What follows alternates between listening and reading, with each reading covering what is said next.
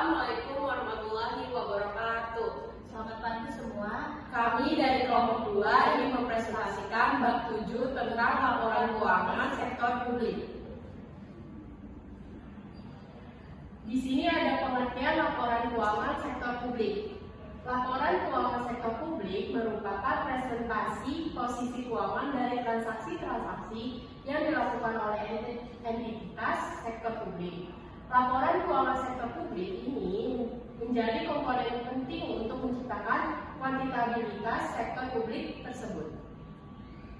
Nah, di sini ada tinjauan dan fungsi. Menurut Margianismo 2002, yang pertama kepatuhan dan pengelolaan atau compliance and stewardship, akuntabilitas dan pelaporan retrospektif.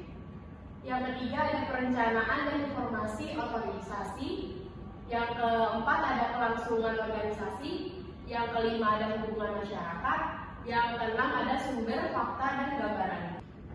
Dewan Standar Akuntansi Keuangan Amerika atau FASB juga turut menjelaskan tujuan laporan keuangan organisasi nilaba, yaitu yang pertama, laporan keuangan harus dapat dimanfaatkan sebagai dasar pengambilan keputusan. Yang kedua, laporan keuangan berguna untuk menilai jasa dan kemampuan organisasi untuk memberikan jasa. Yang ketiga, laporan keuangan berguna untuk menilai bagaimana manajemen meminjam dan bagaimana menilai investasinya.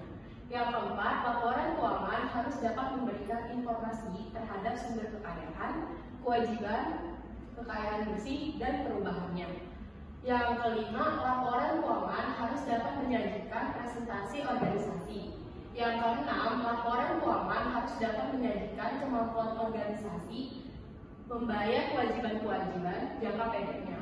Yang ketujuh, laporan keuangan harus membuat penjelasan dan penafsiran manajemen sehingga para pemakai laporan keuangan dapat memohon informasi yang diberikan. Selanjutnya ada pengguna laporan keuangan sektor publik.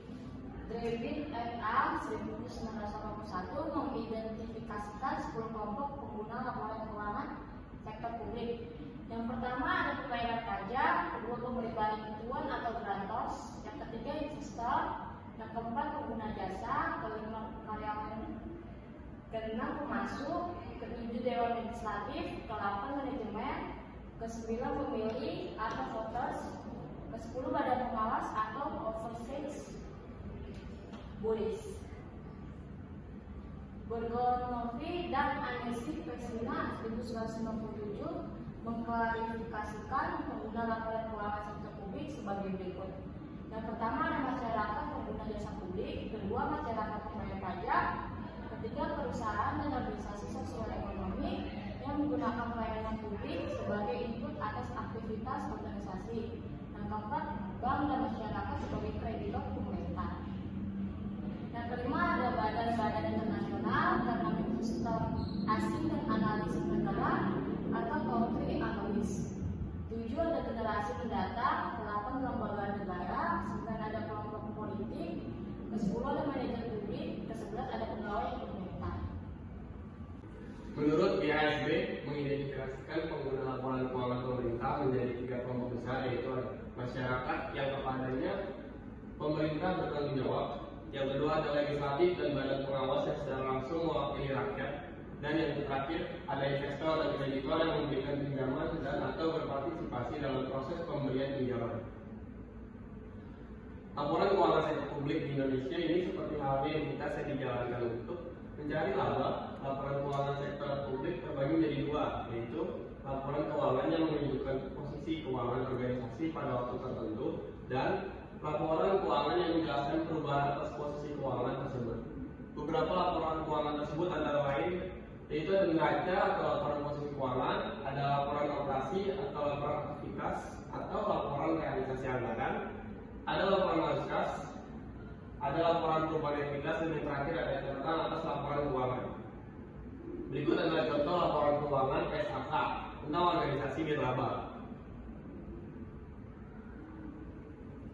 Selanjutnya adalah laporan keuangan pemerintah berdasarkan SKP.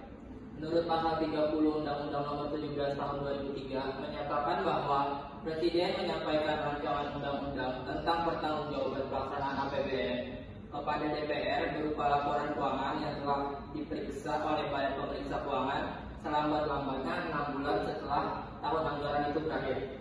Yang kedua adalah laporan keuangan dimaksud setidak-tidaknya meliputi laporan realisasi APBN, neraca, laporan arus kas, dan catatan atas laporan keuangan yang dilampirkan dengan laporan keuangan perusahaan negara dan badan lainnya. Sedangkan berdasarkan pasal 31 Undang-Undang Nomor 17 Tahun 2003 menyatakan bahwa Presiden menyampaikan rancangan undang-undang tentang pertanggungjawaban pelaksanaan APBD kepada DPRD berupa laporan posisi keuangan yang telah diperiksa oleh Badan Pemeriksa Keuangan selambat-lambatnya 6 bulan setelah tahun anggaran itu berakhir. Yang kedua adalah laporan keuangan dimaksud setidak-tidaknya meliputi realisasi APBD, neraca, laporan arus kas, dan catatan atas laporan posisi keuangan yang dilampirkan dengan laporan keuangan perusahaan negara dan badan daerah lainnya.